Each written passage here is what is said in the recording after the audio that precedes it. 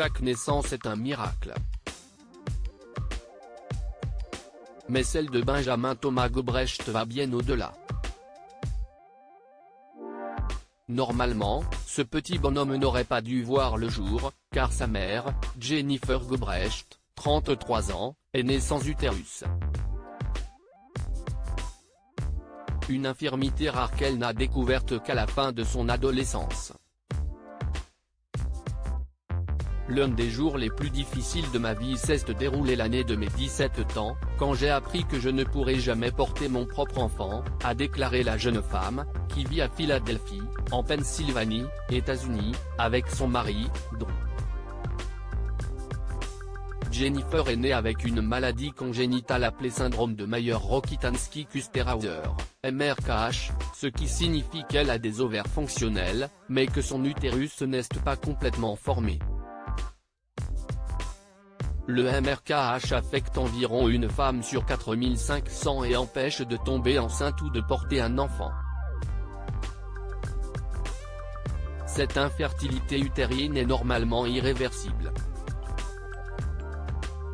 Pourtant, en 2017, la jeune femme découvre que Penn Medicine, le centre hospitalier universitaire de Philadelphie, lance un essai clinique autour de la transplantation d'utérus et recherche des volontaires.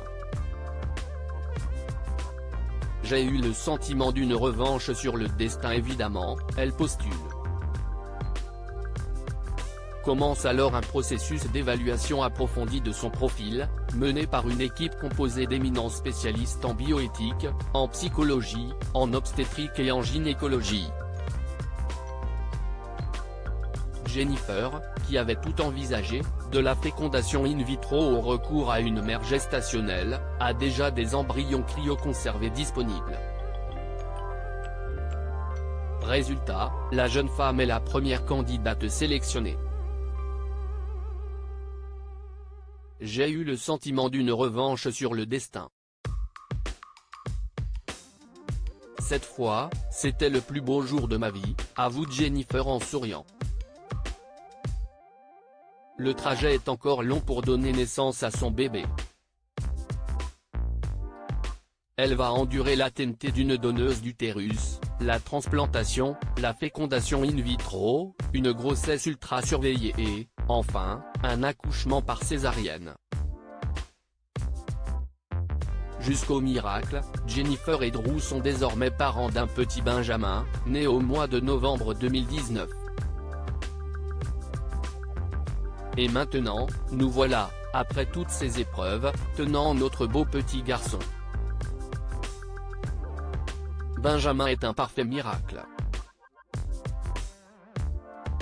Tout cela grâce à une équipe de médecins et d'infirmières vraiment incroyable et à une donneuse désintéressée qui, ensemble, ont réalisé mon rêve de maternité, confie l'inespérée maman.